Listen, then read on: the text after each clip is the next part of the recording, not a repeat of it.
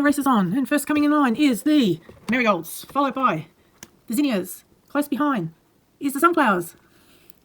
Today we're starting off inside because it is that time of year where we are planning our spring plantings. So I have been sowing over this month. We're in the month of August, so I'll be sharing with you what I've been sowing and what is still in, what is being germinated at the moment, and what I'm planting. So in this video we will have a little wander through the plants that I'm planting for food and flowers this season coming up spring. So we'll be condensing everything that I've planted so far. So today, this recording right now that I'm speaking to you is on the 25th of August. So we're getting towards the end of August. And technically our spring starts on the 1st of September. However, the frosts are not over. It's kind of technically the start of spring, but it's not actually the day we can all of a sudden throw a whole lot of summer plants in and think they're going to be okay. So it's a bit of a transition into spring, even in September. And there's certain things that are best not to go in till October even. So, and sometimes into November, depending on the weather. So what I've got in at the moment, I've started early and I'm going to probably up pot a lot of the stuff that I have started.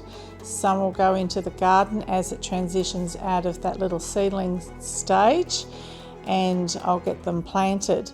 But I wanted to share with you this now and then hopefully be able to move into videos that are very much in the moment. So I want to be able to deliver the videos as I'm doing things pretty quickly now. So we've done a bit of a catch up on a lot of content that I have filmed. I still have more, the extra filming that I can share, but so that you can walk with me and journey with me in the garden at the same time that I'm planting things in that week. So, or doing things in that week, so you can get a better idea of what's happening now. And so if that's helpful for you in your garden at that stage, it will be more real-time experience. So that's what I'm aiming to do as we move into September. So there was a bit of a catch up and a lot of activity over the past couple of weeks because I had to go away for a few weeks and be away from the garden. So there was this massive catch up with filming, editing, planting, maintenance, the whole bit. So it was a bit of a tricky time to get the activity done in the garden and then deliver it to you what I could. So there is a little bit of a lag in the last couple of videos showing you what happened over those weeks, but we're caught up now.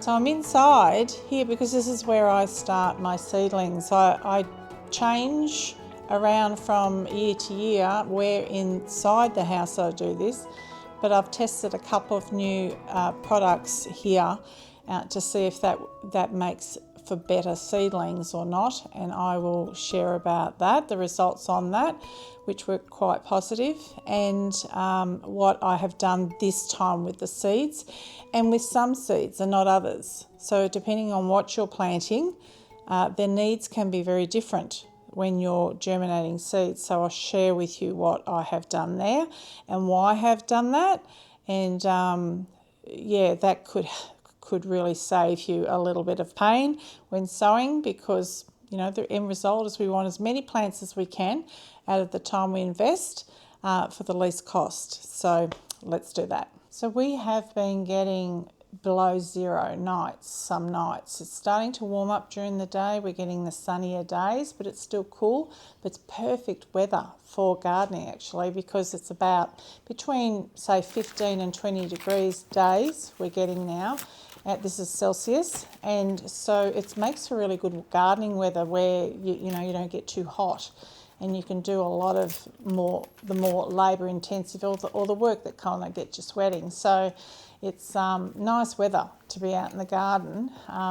We haven't had a lot of cold winds or the rain. In fact, there's a bit of a drought in Victoria, so We haven't had a lot of rain. Poor New South Wales has just been doused with it, and it's like, you know, and we don't have enough. So, but fortunately my garden has been built in a way that water, it hasn't been too much of an issue for my plants, and they're thriving. But in saying that, I do have to keep an eye on the water over this time, you know, even though it's still winter. Now on this property, I have been growing the vegetables for about 3 years. So we're talking 3 seasons, my 3rd spring, summer season. And the very first time that I grew, I threw everything in at the start of July, like all the seeds went in at the start of July. And soon discovered it was way too early for some things. They kind of took off and then there was nowhere to go because you couldn't put them out.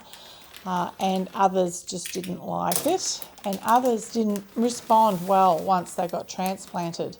So now what I prefer to do is start in August at my earliest date. So I started my seeds at the beginning of August, about the 10th of August, and that is about the earliest that I like to start. About the middle of August is early for me.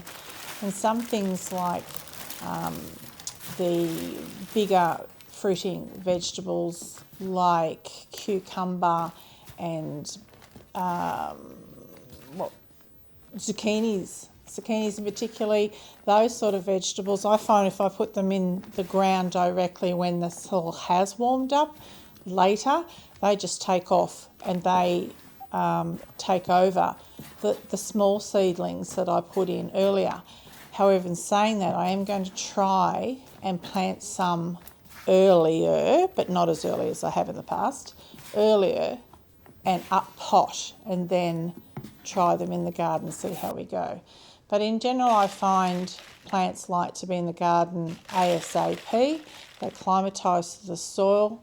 It gives them more time in the soil to climatise and get that micro activity in the soil, and they tend to thrive better the longer they are in the soil that they're finally growing out in. So it is a bit of a juggle to know when to sow, how big it is before it goes into the garden, how warm the soil is, are we going to get frosts or not? You know, because I've seen many gardeners get their tomatoes and everything, they start them early, put them out in the garden a little bit too early, and then get wiped out with frost. So this is, I'm talking Melbourne here. So or you get a deluge of rain and it just totally wipes out your crops. So yes, that is the tricky part, but you don't know until you actually do it in your own yard or on your own property, because different situations affect. There is a difference between my soil, your soil, the position my tomatoes are in and the position your tomatoes are in. This is tomatoes, for example, but any vegetable. And even in my yard, there's different positions in my yard where the same plant will respond differently from one side of my home to the other side of my home. So I've had to get to learn what does well in those spots, and some plants have actually surprised me, particularly tomatoes. I thought tomatoes were sun-loving beasts, and in fact they've done really, really well, and probably better in the more shaded parts of my garden, the parts where I thought not much would grow apart from leafy greens. Now just a word on additives to the soil or to the plants. I just want to bring up the subject of sea salt or seaweed mixes because there is a lot of misinformation out there, and I use it in the garden rarely, but I do use it, but I mainly use it for my seedlings. So as you've seen, the seedlings are needing the best root growth and conditions at the very early stage of their life. So additives like sea salt are actually soil conditioners, and they're used to strengthen the root growth of a plant, and actually not a fertiliser. So there's a lot of misconception. I see it a lot on like Facebook in gardening groups. People are feeding their plants massive amounts of that product, thinking they're fertilizing their plants or thinking they're adding nitrogen. It is a fact that there is very little nitrogen in that. So you're not actually giving your plants nitrogen, and it's not a fertilizer. And if you understand the dynamics of soil and plants well, you will understand that you feed the soil then feeds the plants. So the plants don't necessarily get stuff directly from the things that you put on the soil in the soil. It goes through a process in the soil with the microbes and all the activity in the soil, and then the plant feeds off that. So adding too much of those things can add things like too much salt to your soil, but more importantly, it's not needed a lot, and it is about root growth and just general health of your plants, but you're not actually feeding your plants with fertilizer or nitrogen by giving it sea soil. So just don't go too hard on those products. You really mostly need compost. You know, worm compost, worm castings, compost from your compost, whether you buy it or make it. And your soil kind of regulates itself after a while once you put those kind of things in there, because you're adding the activity, you're adding the live culture into your beds, the microbes and things like fungi, all of that grows. So you need a variety of compost components. So I actually try and source mine from different places and add little bits in, and just enough to get all of those that activity from wherever into my soil. But yeah, manure is good for your aged manure is good for your garden. That's going to get a lot of activity going in your garden. But things like sea salt is a brand of seaweed, liquid seaweed mixture.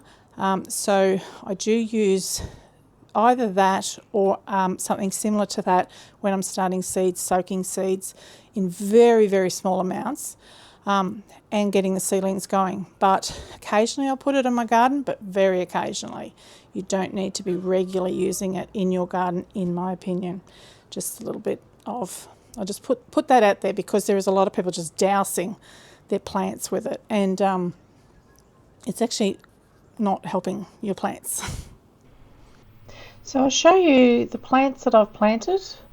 So there you can see them on the screen. I've written them down, but I will go through them verbally as I show the updates and as they germinate. So I'll quickly show you some of the updates in this video so that you can see just how long they take. Now I have separated the trays deliberately into temperature zones, so to speak. So some of them need to be on heat, they need a warmer temperature, and some are cooler loving plants that do not like heat to germinate. So I've done my best to work out which is which and separate them so that they're in trays that can either be on heat mats or not. And the race is on, and first coming in line is the marigolds, followed by the zinnias. Close behind is the sunflowers. Ooh, and we have basil. So on day 3 is when we started seeing the little seedlings emerge. Now the important things with seedlings to consider is 1, moisture, 2, temperature, as I've just discussed, and 3, light. So they're the 3 most important things. Now as the seeds are emerging, some seeds do not like light and some seeds need light to germinate. So if some of your seeds are not germinating, that can be why. I discovered further in that there was some seeds that I had that didn't like light, and I realise that later in the piece. So I've had trouble germinating them. Things like lettuce prefer to have light or need light to germinate, so that is a consideration. With the moisture, the seeds need to stay moist but not get too wet, because if they are too wet it interferes with air. So seeds actually need air, the roots need air and they need to be able to breathe.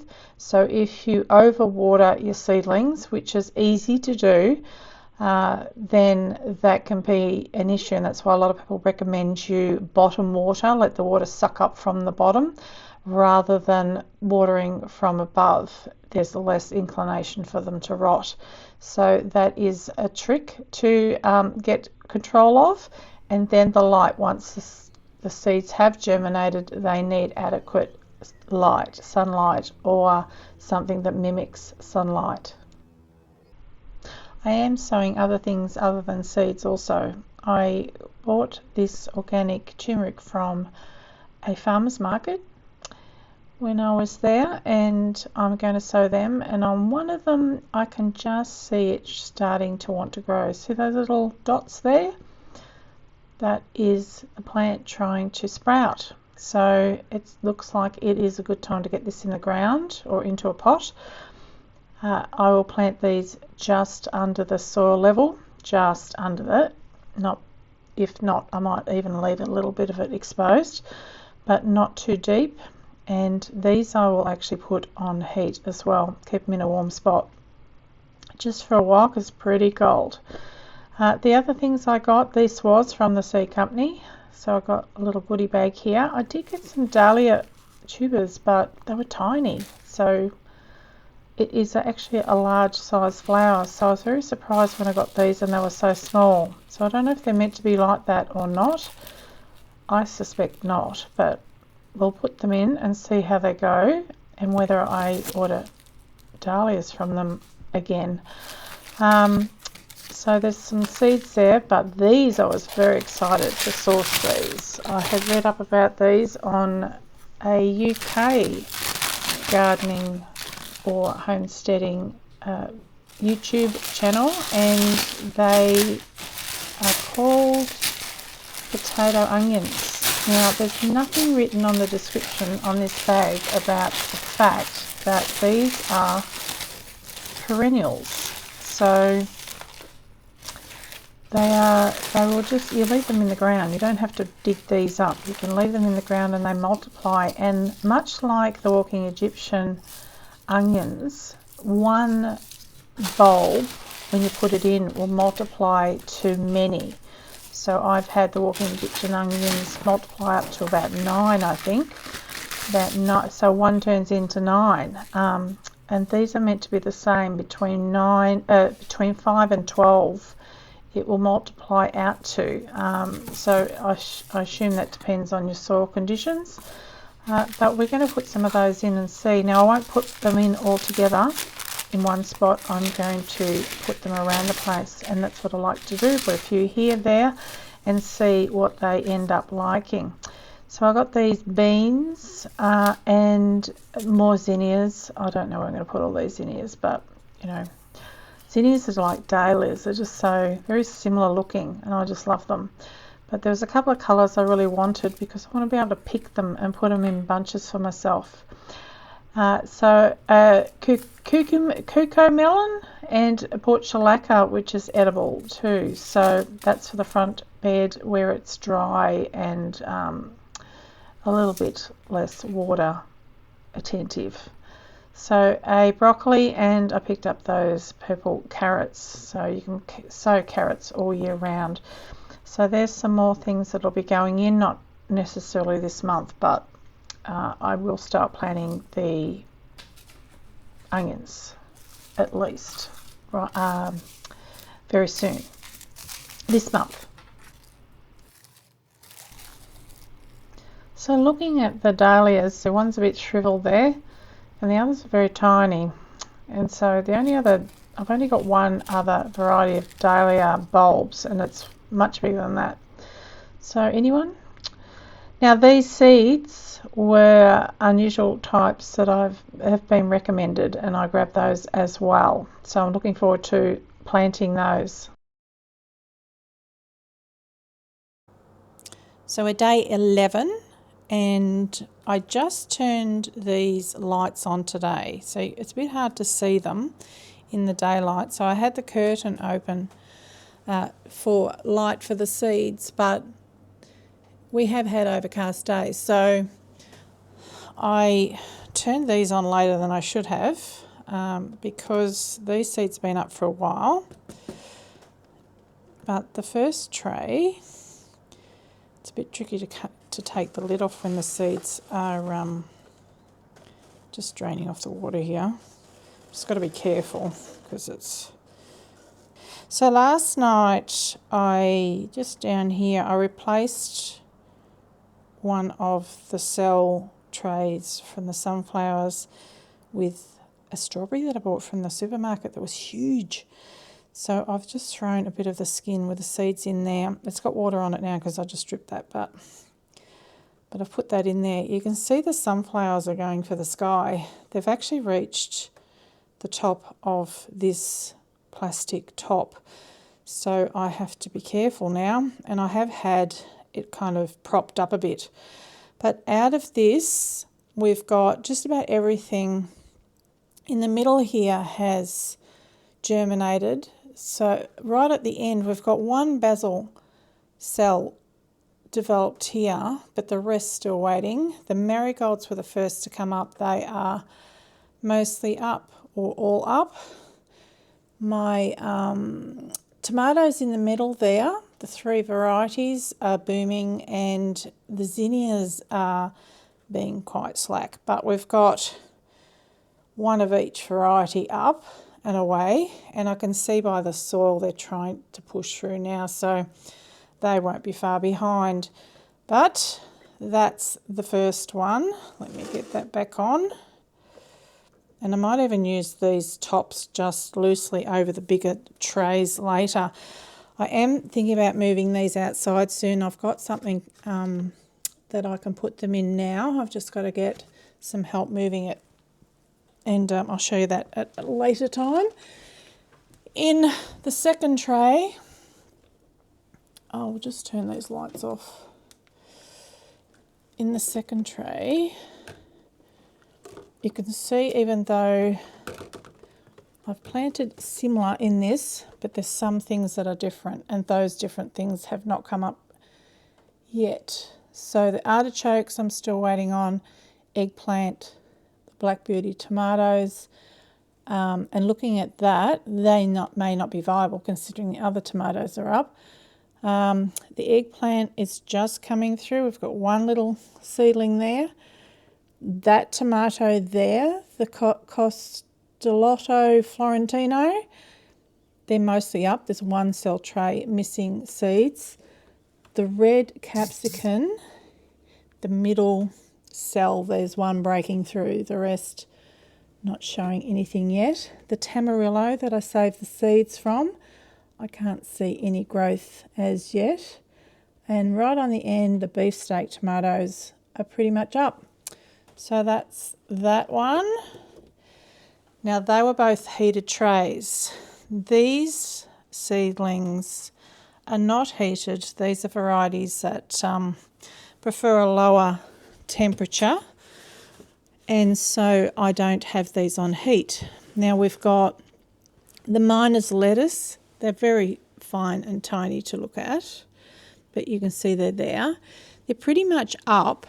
They obviously need a lot of moisture. You see this end cell tray is a little bit dry. It's actually damp underneath, but it's a little bit dry on top, and there's one there that's kind of dying on top. So I need to keep misting this at the back there, and I haven't actually watered them as yet in the 11th day. So I've had a bit of plastic over this just loosely.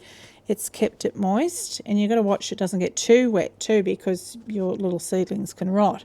So it's a bit of a balance, but you can see from here up, it's been fine, but it's dried out up the back row. So that back row needs a bit of moisture. So the sweet peas here, I've got one popping up here and we've got two here breaking through. All of the yellow beets are emerging from at different stages. There's one just emerging here, and then you've got some well and truly up. That's the yellow beetroot from my second generation seeds. The dichondra is the blue that you can see popping up there. You see that? They were treated seeds. So they are germinating just under the surface there. So I don't know if you can see just there, that one. You see a little bit of green underneath there. So they're just starting to break through. The snow peas, the Oregon snow peas, are all up and away. So they're happy. Then the lettuce, these are volunteer lettuce seeds that I saved, so I'm not sure what variety, but I think they're a type of cos lettuce. You've got the ones in the middle, those three in the middle have surfaced, the rest I can't see anything as yet. The poppies have not surfaced, but I did notice in the garden they took a while to come up, so I don't know if poppies in general take a long time to germinate, but no sign of that, or the alum luna, which has collected seeds from a shop bought like a specialty alum plant, like an onion, edible onion, but it's mainly grown for ornamental because it's very pretty. But no sign of that yet, or the shallots, but that's old seed. The shallots are 2014 seed, which I just threw in there. I gave it a row, knowing that it probably won't grow, but I will know to throw them out if that doesn't work. Next to it, the Imperial Blue Ball. Now, I've written that. What was that? Oh, larkspur. I haven't grown them before. I can't see any activity as yet, so we will see. And the cosmos. The cosmos is up and away. We've got the seeds hanging on to the little top still just there. But they're up and away in 1, 2, 3, 4 of the 6 cells. Now when I get down lower on this stand, and you know there's no lighting on these stands, so we're relying on the window lighting, but until they actually, I'll just move that plastic out of the way, until the seeds emerge, they don't really need the light, although lettuce seeds need light to germinate. So, and some other seeds do need light to germinate, but I did notice this tray is a little bit further behind. So all the cosmos you can see on that first row, they're up. And then we've got the larkspur, still no sign in there. It's the same seeds along here. So for some of them. Now that's leek in this row here, but again old seeds, and I'm trying to read from a distance here. They're poppies again, lettuce, and then the ones you can see that are most advanced are the snow peas, dichondra. Next to it, not emerging like the cell trays above it. This is more moist, this cell tray, so who knows. Next to that is the yellow beets. I've got 1, 2, 3 of the 6, maybe 4 right at the bottom. There's a little one coming up there, I think. And then we've got snow peas, different snow peas that haven't emerged, which is interesting. Now, they probably should have popped up as well, so they may have rotted, who knows. The cornflower is showing through, and then right at the back, the minus lettuce are not. So isn't that interesting? They were sown, actually, minus lettuce, I can see some showing through on that end one. But isn't it interesting the difference? They were sown at the same time, given the same treatment. The only difference is they're in a slightly different position here. They were earlier on, they were in another room where they had brighter light, but still from one tray to the other, there is not a lot of difference. Now, in saying that, something that could have made a difference is when it was in the other room, I had bubble pack over that bottom tray instead of just a thin plastic. I was just recycled plastic, just like a cellophane off something I unwrapped. So I'm wondering if the bubble pack insulated it too much in that early time, so early few days. So who knows, but it's all an experiment. But most of the seeds are up and away and looking good. So yeah, that's day 11.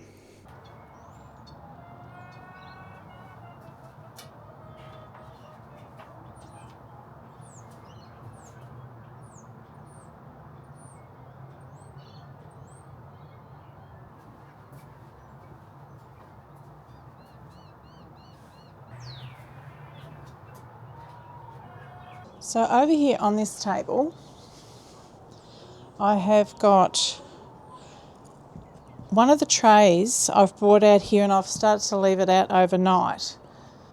So this keeps some moisture in and keeps it a little bit protected from the frost, and they're doing fine in there.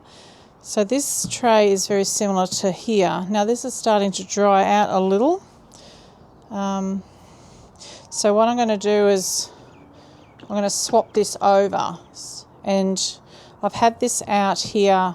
I've only had it out for a night, but I'm going to, if there's no frost tonight, I'm just looking to see, there may have been frost last night, I'm not sure, but if there's no frost tonight, I will take this one out and I'll swap it over to here. I know you're meant to climatise them a bit longer, but I'm going to swap it over because most of them are through and I think they'll be okay. The tomatoes are still looking a bit leggy. I really should have got the lights on it earlier, but I'm really not worried because I haven't found tomatoes to be that pretentious about it. So you do tend to, when you plant them in deeper anyhow. They grow the stronger roots and away they go. And the other plants that are in there seem to be okay. And the snow peas really need to go in soon. So I still haven't seen any sign of germination under this cardboard.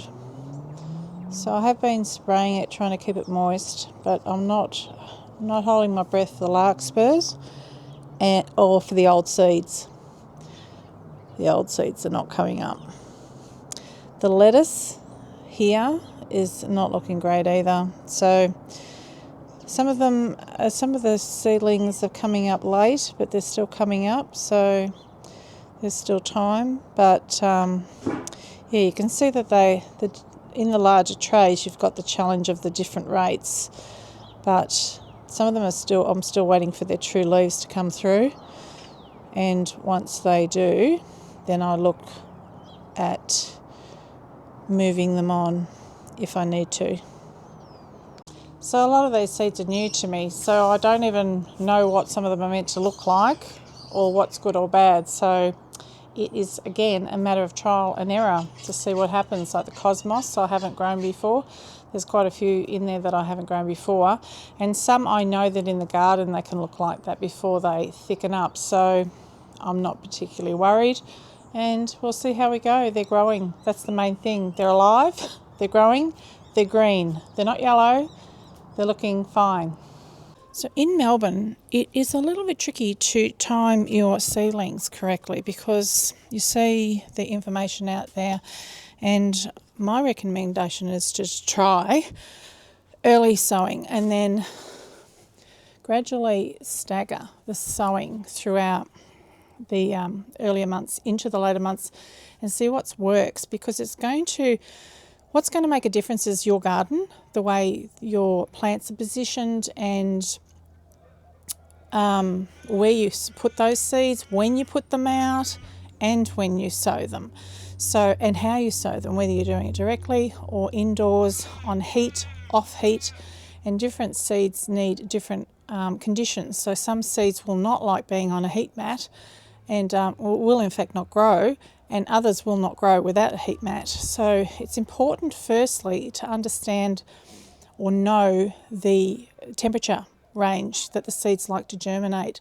If you start there, you can work out what plants are probably the hotter climate plants, the ones that like the warmer climates to grow, and work with that and how long they take to grow to work out when to sow them. And I know that sounds complicated, and it probably is to kind of get your head around a whole lot of seeds, but basically, I mean, you can watch my seed, what I put in, and it gives you a better idea and a bit easier.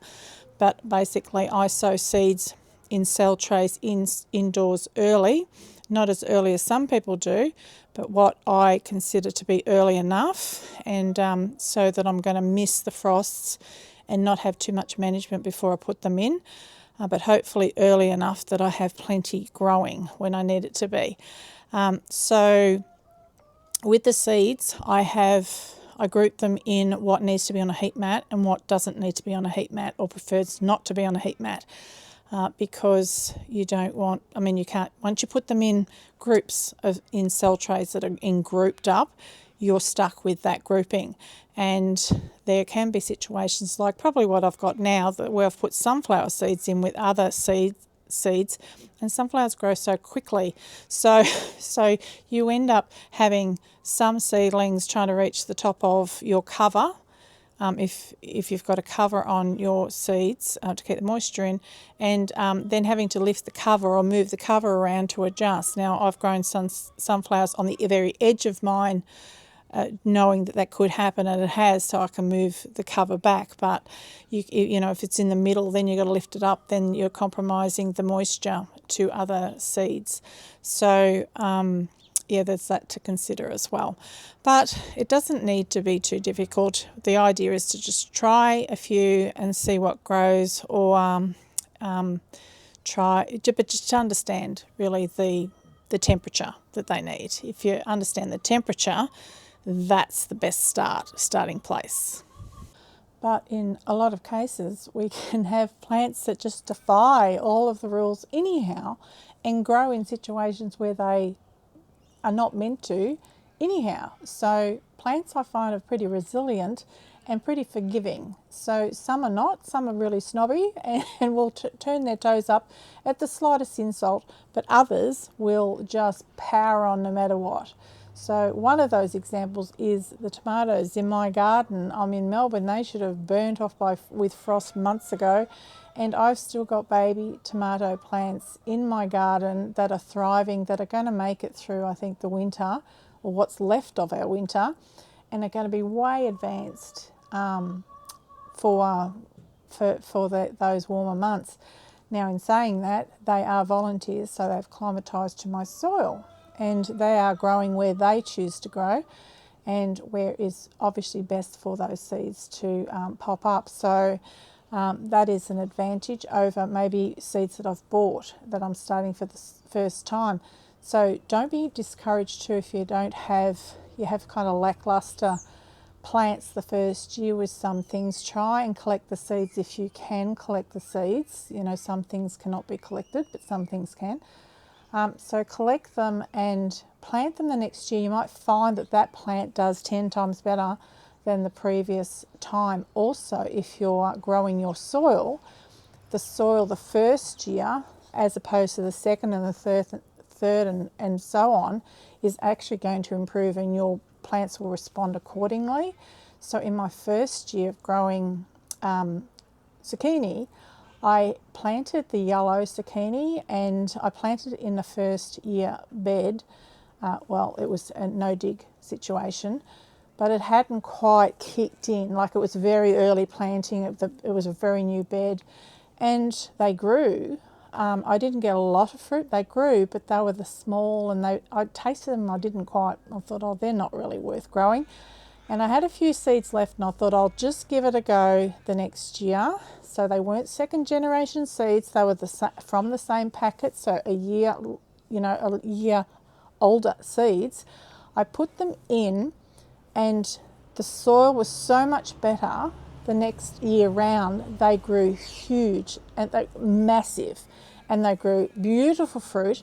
And now it's one of my favourite zucchinis. So that is the difference from the soil, not the seed or the variety. It's the time, it's the amount of time it takes for your soil to improve. And once your soil improves, you get the results that you wouldn't have previously.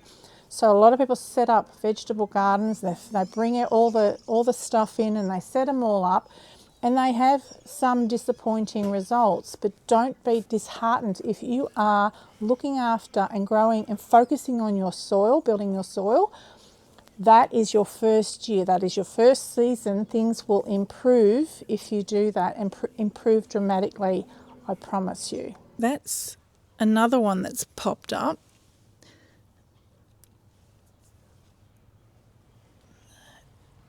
So that'll be an indeterminate. That'll grow huge. But over here, we've got one here that's actually, I think it's the existing one, still growing and still green. There's some dried leaves back further, and now look, it's trying to flower already.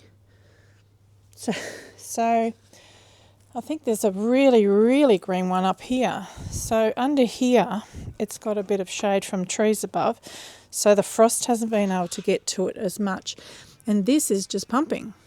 This is very, very healthy. And we're kind of getting to the end of winter here. And look, this is off and away. It'll probably grow slowly because it won't have a lot of sun, but I found the tomatoes don't respond in a semi-shaded condition, or a position that doesn't get blazing sun all the time, because in Australia, even in Melbourne, our summers are hot. You know, they can get blistering hot. So the tomatoes fine here. It's growing in amongst a few other things like calendula at the back, and we've got beets in here, beetroot. This one here is much bigger than the others. There's a couple of different sorts by the looks. And this is walking Egyptian onions, I'm pretty sure, in there. And I think I've got coriander in here, and some carrots that are coming through now.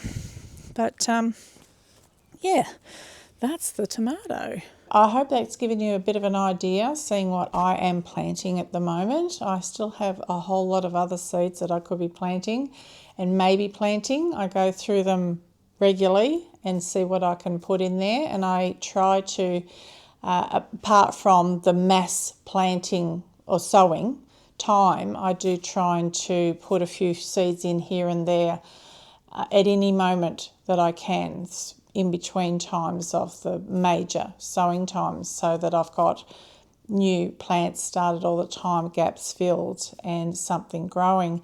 And it is possible to oversow and overplant your gardens out, but it's better to have them full and thin them back than have them too empty, in my opinion. So you need that soil covered, you need the diversity in the garden that brings in all the good activity underneath that soil. And so the more the merrier, in my opinion. There is some rules around that, but it's more about overcrowding and having too much of the same thing in one spot. I have a lot of other seeds, and like most people that are growing food or flowers, you do tend to overbuy your seeds. Try to use your seeds up, even if you use some of them for other reasons. So you might sow some, say, for stock or animals, just to use them up, or for green manure. You can move on certain seeds for green manure and use them up. But, you know, try not to hoard. I'm saying it to myself too. I'm trying not to hoard seeds, but to actually use them, because that's what they're for. Use them, share them, swap them, whatever. But it's really pointless having too many seeds to the point of they get too old and then they're of no use to anyone. By all means, collect. I do. I collect new exciting things, but we have to also be, or try to be, conscious of using those seeds too. One final thing before we go, somebody is going to want to know where I get my seeds from. So I will share with you that I don't particularly focus on getting all my seeds from one place, and there's a lot of places that I haven't tried. And there's even some places recently that I hadn't even heard of that I see other Australians using. I will tell you where I get most of my seeds from and where I've had a lot of success. Now, the one that comes to mind the most is the seed company. All the seeds that I get from there have been pretty good germination wise. I've been very happy with the plants that have come from those seeds, very successful germination. So I can confidently recommend them. They're very economical to buy. Also, I have found them to be okay in my area to grow those seeds. I do choose the seeds that are suitable for my climate, and I choose cold to temperate. I choose between that range for my garden, even though technically I think I'm classed as cold, but I find I can grow a lot of temperate stuff too. So that is the main one. I have bought seeds from eBay from different home growers that put their seeds up. In that way, I'm able to get some unusual seeds and some heirloom stuff and things that have grown up. It is hit and miss, because that you can get seeds that way that don't turn out to be the seed you thought you were getting. So for one example was I bought some zinnia seeds that were meant to be a certain colour, and they were far from that colour. They were meant to be a salmon cross lemon colour, or salmon green, and they turned out bright red. So, beautiful, stunning zinnias, but they weren't what they were meant to be. So I've relabeled those. So that can happen. You can get some seeds that don't turn out, you get a surprise, you go, well, that's not what I ordered. So that is always a risk. But in general, I find the seeds that I've got have been pretty good. Some have, the germination has been atrocious, but mostly it's good. So it's a risk you take if you don't buy from a company that has to back its reputation. That is another place I've got it from. I have bought from the Happy Seed. Is it Happy Seed Company? I've bought that. I've had a little bit of hit and miss with germination with those, but in general I think they're okay. But I think I kind of leant towards the other company. I had better success with the other company. And there's a lot I haven't tried. So a lot of really good companies that I haven't tried, and it's been cost prohibitive for me. Some of the seeds have been a lot more expensive, so I have opted for these other companies just out of necessity. But it's still, seeds are still cheap for the plants you end up with, regardless of where you buy them from.